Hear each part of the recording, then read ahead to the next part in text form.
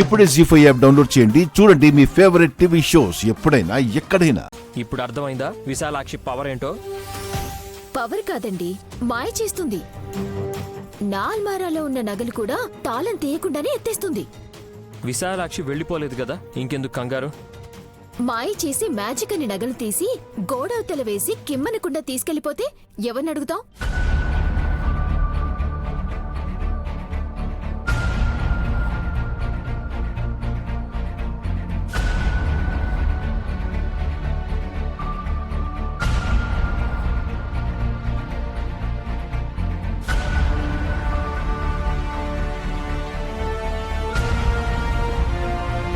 ఉన్నాయా? ఉన్నాయి. విశాలాక్షికి అలాంటి ఆలోచన రాదు. ఏమో, ఎవరికి తెలుసండి. ఒకసారి సరిచూసుకుంటే మనకే మంచిది. మన వస్తువు మన దగ్గర ఉండాలి. అలా ఉండాలని వదిన మెళ్ళలో ఉండాల్సిన అమ్మవారి బిళ్ళని కూడా తీసుకొచ్చి ఇచ్చింది. ఇవ్వడమే గాని తీసుకోవడం తనకి తెలీదు. మీరు అందర్నీ గుడ్డిగా నమ్ముతారు, నన్ను తప్ప. వారం రోజుల నుండి దేని నమ్మాలో ఎవరిని నమ్మాలో తెలియనట్టుగా అయింది. ఇప్పుడిప్పుడే కాస్త రిలాక్స్డ్గా ఉండగలుగుతున్నాం. కానీ ఆ గారడి పాప మిమ్మల్ని చూసి అడిగినప్పుడు మీరు తడబడినట్టు అనిపించింది. ఎందుకని? ఫోన్ వచ్చింది, నేను తర్వాత మాట్లాడతాను. హలో? రింగ్ కూడా వినిపించలేదు. ఫోన్ వచ్చిందని వెళ్లారేంటి?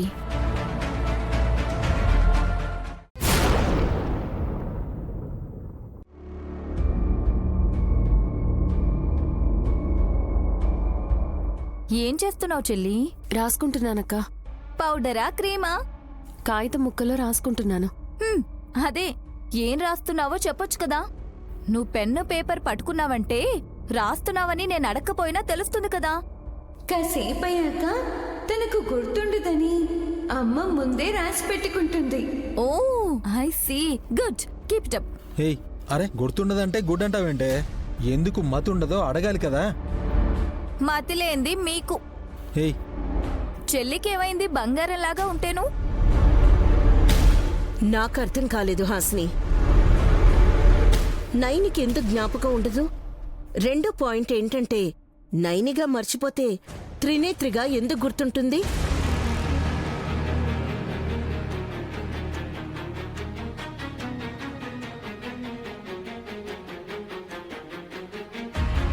అబ్బా, ఇది అసలు సిసలైన ప్రశ్న. అవును కదా బ్రో, వదిన్ని నువ్వు కూడా అడగలేదా? ఏమని అడగను?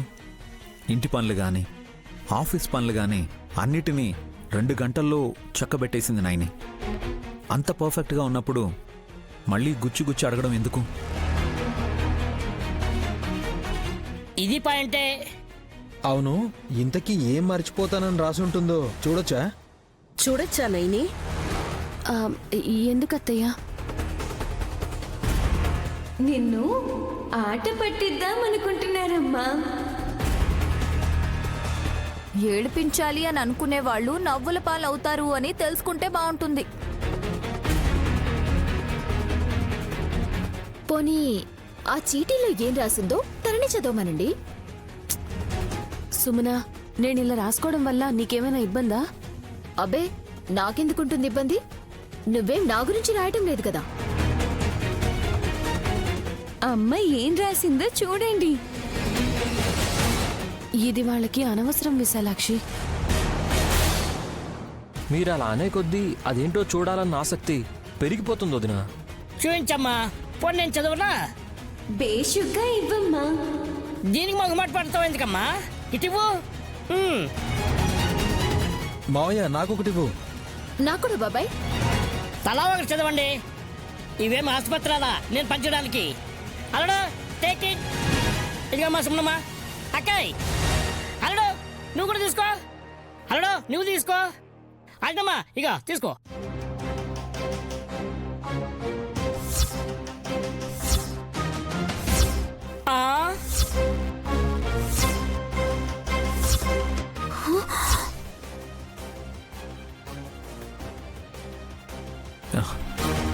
నైని, ఏంటిది ఇలా రాసావు?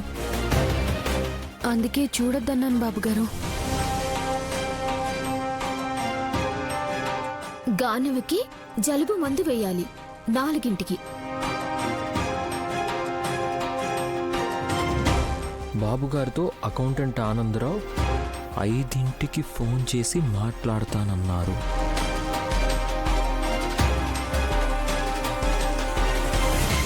నా పేరు నైని. నేను విశాల్ బాబు గారి భార్యని. నాకు 2 పిల్లలు.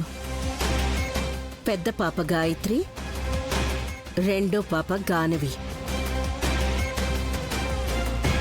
నిన్ను త్రినేత్రి అన్నా నైని అన్నా రెండింటికి చిరునవ్వుతోనే సమాధానం ఇవ్వు. చిరాకు పడకు.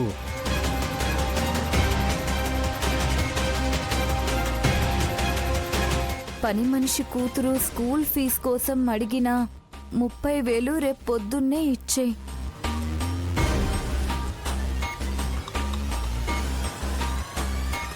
పావనమూర్తి బాబాయ్ దాచిపెట్టిన మందు సీసాను పిన్ని తీసింది అని చెప్పాలి.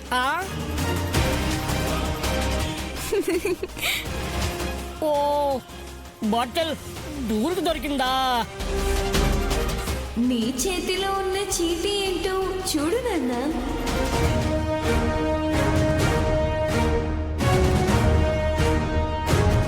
వీలైనన్ని సార్లు గాయత్రి పాపని ఎత్తుకో.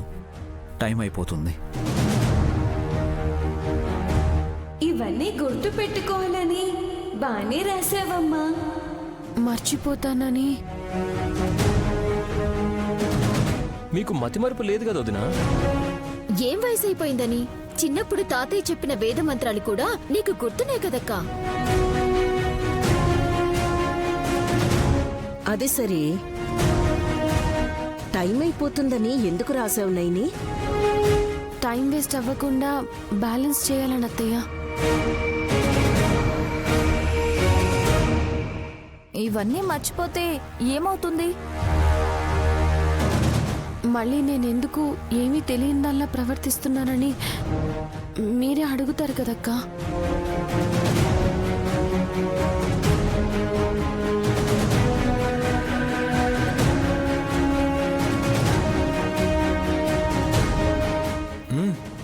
అడిగితే నువ్వు కోపడతావు కదా.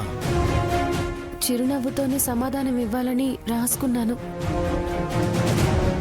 ఓ, అంత అవసరం దేనికమ్మా? అసలు నువ్వు సర్వం మర్చిపోవడానికి కారణం ఏంటి? మళ్ళీ అన్నీ గుర్తుకొచ్చిన దానిలా మాట్లాడడం వెనక ఉండే శక్తి ఏంటి? అమ్మా విశాలాక్షి, నువ్వు చెప్పమ్మా, నైని ఎందుకు ఇలా చేస్తుంది? అమ్మ త్రినేత్రిగా ఉండడానికి మహంకాళి అమ్మవారు, నైనిగా ఉండడానికి విశాలాక్షి అమ్మవారు కారణం నాన్న.